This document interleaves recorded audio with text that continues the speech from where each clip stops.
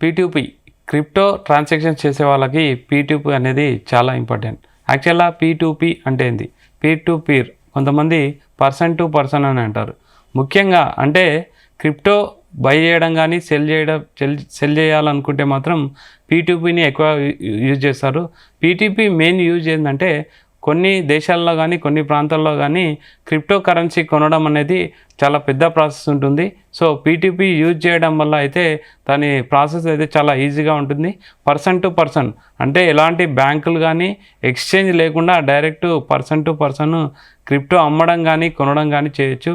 So crypto ట్రాన్సాక్షన్లో పీ2పీ అనేది చాలా ఇంపార్టెంట్.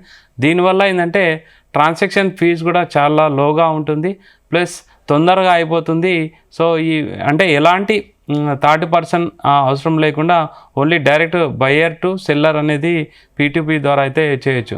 ముఖ్యంగా పీ2పీ ఎందుకు వాడతారనేది ముఖ్యంగా చూసుకుంటే బ్యాంకుల సమస్యలు లేకుండా అయితే క్రిప్టో కొనాలనుకుంటే పీ2పీని వాడతారు. నెక్స్ట్ పీ2పీ ఎలా పనిచేస్తుందో ఒకసారి చూద్దాం. క్రిప్టో కొనాలనుకున్నప్పుడు పీ2పీ సెక్షన్లోకి వెళ్ళడం జరుగుతుంది. అందులో I will sell USDT, BNC, BTC, BNB అని కొన్ని ఆప్షన్స్ ఉంటాయి. అందులో మీరు రివ్యూస్ మంచిగా ఉన్న బయ్యర్ని కానీ సెల్లర్ని కానీ తీసుకుంటే మీ యొక్క అంటే క్రిప్టోని కొనాలనుకున్నా లేదా అమ్మాలనుకున్నా సరే మీ యొక్క ఐడిని అతను వ్యాలెట్ ఐడిని పంపిస్తే అతను మీ ఐడిలోకి మనం ఫోన్పే కానీ జీపే ద్వారా కానీ అమౌంట్ పంపిస్తే మీ వ్యాలెట్లోకి క్రిప్టో కరెన్సీ అయితే పంపించడం జరుగుతుంది. ఇలా ప్రాసెస్ అయితే జరుగుతుంది.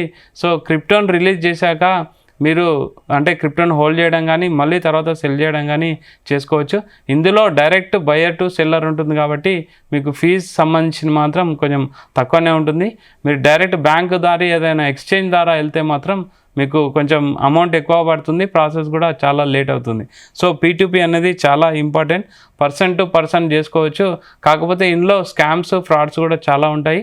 మనం రివ్యూస్ చెక్ చేసుకోవాలి, కరెక్ట్ బయ్యర్ కానీ సెల్లర్ కానీ సెలెక్ట్ చేసుకోవాలి. ప్లాట్ఫామ్లో ఉన్న ప్రాసెస్ ప్రకారం వెళ్తే మీరు సేఫ్టీగా అయితే అందులో మా క్రిప్టో అమ్మడం కానీ కొనడం కానీ చేయొచ్చు అని అయితే చెప్పడం జరుగుతుంది.